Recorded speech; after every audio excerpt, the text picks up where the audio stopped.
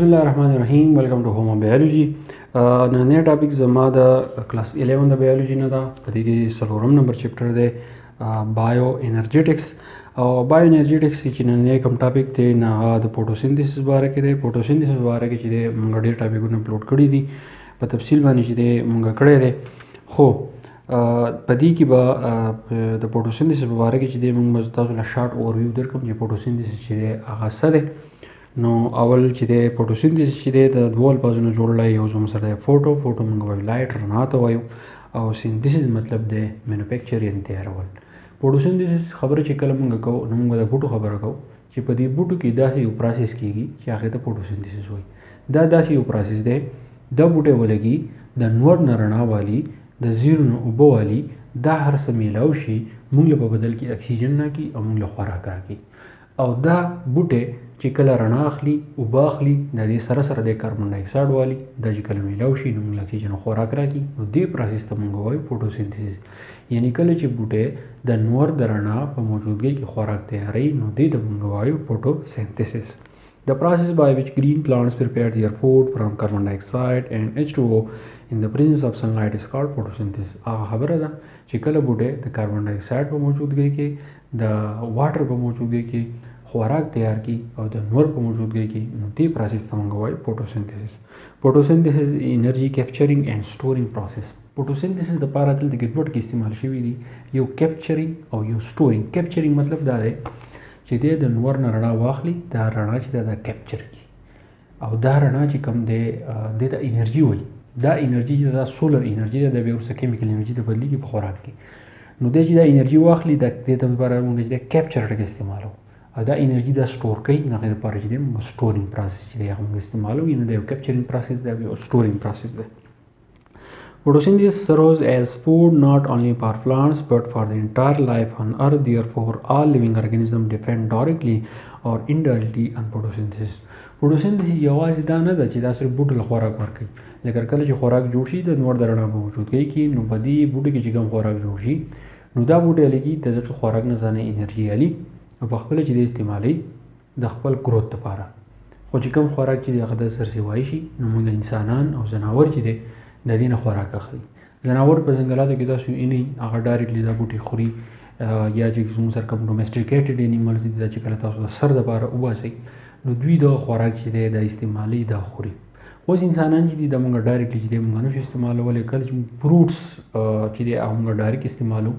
خو زیاتره خوراکونه زموږ سره داسې دي په خپل روزمره ژوند کې تاسو سوچ وکړئ دا موږ رالو لکه د نور د رڼا چې دا موږ ډایرکټ نه الو. د نور د رڼا راشي دا ډایرکټ د بوټي له راشي په بوټي کې دا سټور شي دغه رڼا چې د کیمیکل انرژي ته بدل شي بیا موږ چې کوم خوراک اخلو نو هغه کیمیکل انرژي چې دا هغه موږ ته انډایرکټلی راځي.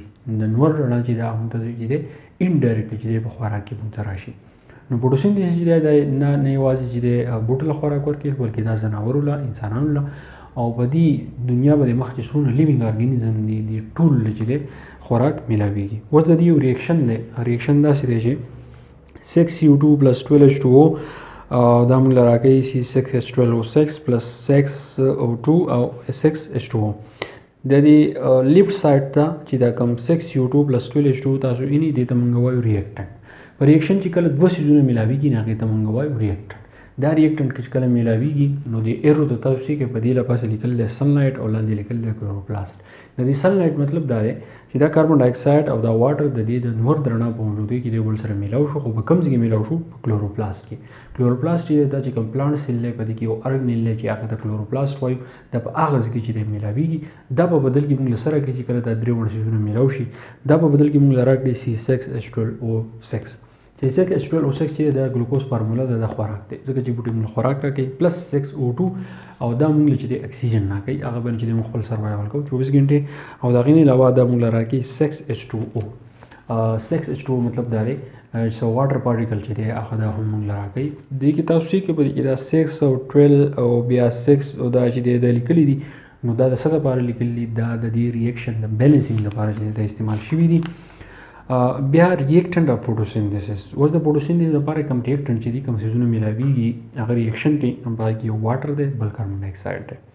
پروډکټس مطلب دا دی چې کله دغه ریاکټنټ یو بل سره میلاو شي په نتیجه کې دا موږ له سره راکوي په نتیجه کې دا موږ ګلوکوز راکوي او بل زموږ سره راکوي اکسیجن راکوي. را میټیریل د را میټیریل مطلب دا دی چې نور داسې کم سیزونه دي چې هغه د دې فوټوسنتیز د پروسس لپاره ضروري دي. نو پاکي واټر، اوبه، سنلایټ، د نور رڼا. فوټوسنتیک پیګمنټ مطلب دا دی لکه څنګه چې زموږ په بدن کې هیموګلوبین دی هغه د اکسیجن کیری کول لپاره چې مدد ورکوي، دغه شان په دې چې کوم بوټي دي د دې په دې سیل کې هم د دې لپاره خپل پیګمنټ دي. پاکي او کلوروفیل دی، کیروټینایډز دي. په دې باندې زما یو لیکچر چې دی په یوټیوب باندې چې دی پروت دی. کلوروفیل او کیروټینایډ او داخلي او کاربن ډای اکساید، نو دا ټول شیزونه چې دي د یو بل سره ملاویږي په بدل کې دا موږ خوراک راکړي او دا موږ چې د اکسیجن راکړي. اوس دی چې رول اف سنلایټ ان فوټوسنتیسس. اوس زموږ سره کوم سنلایټ چې دی نو په فوټوسنتیسس کې د دې څه رول دی، د دې څه کار دی؟ نو لایټ از ا کاینډ اف انرژي that travel in the form of electromagnetic waves of different wavelengths. اوس چې د نور نه کوم رڼا راځي نو دا اوه قسم رڼا ده، خو موږ ته چې دا په یو شکل باندې ښکاري. په دې کې څه شوګانې داسې چې د هغه چې دی د هغې ویولینګس یې وایي، مطلب دا دی چې هغه ځمکې ته رارسي. څه شوګانې پکې داسې چې هغه ته نه رارسي، د دې مطلب دا دی چې د دې ویولینګ چې دی هغه زموږ سره کمي، او دا د ویوز یو شکل دی چې هغې ته موږ الکترومیګنیټک ویوز ورته موږ وایو. دا په فزیکس کې په کلاس 10 فزیکس کې به تاسو ووایئ چې الکترومیګنیټک ویوز څه ته وایي. دا خبره یاد ساتئ، د نور نه چې کومه رڼا راځي د ویوز په شکل راځي او هغې ته موږ الکترومیګنیټک ویوز چې دی هغه ته وایو. نو سن از د مین سورس اف انرژي فار آل لیوینګ ارګانیزم. دنیا په مخ کې څومره ژوندي څیزونه دي د دوی لپاره د توانایي د طاقت د ټول نه غټه ذریعه چې دی هغه څوک دی؟ هغه نور دی. ځکه چې د نور دی دنیا آباده ده، که نور نشته دنیا چې ده هغه به ختمېږي. لایټ ایکټ ایز ا بیم اف پارټیکلز اف ډفرنٹ فرکوینسیز کالډ فوټان. دا یاد ساتئ، لایټ چې زموږ ته په کوم شکل باندې رارسي د دې چې کوم پارټیکلز دي هغې ته موږ فوټان وایو.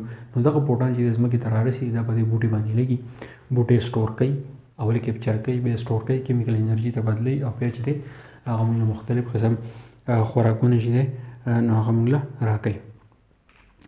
نو دې چې پوره ځکه چې په کلاس 11 بایولوژي کې دا ټاپک دا فوټوسنتیسس دا ټاپک چې ډېر اوږد دی. د دې نه مخکې ما کړی دې کې ځکه شارټ کوم. په دې لیکچرز به انشاءالله زه ویزیبل لایټ وایم، بیا الټرا وایلټ ریډیشن دی، انفرارېډ ریډیشن دی، فوټوسنتیک پیګمنټ او مخکې به چې دی نو په دې پسې ځو. که ترځي پور پوه شوي نور ملګرو سره ضرور شیر کړئ. میلاو شو د بل لیکچر سره. تھینک یو ډېر مننه.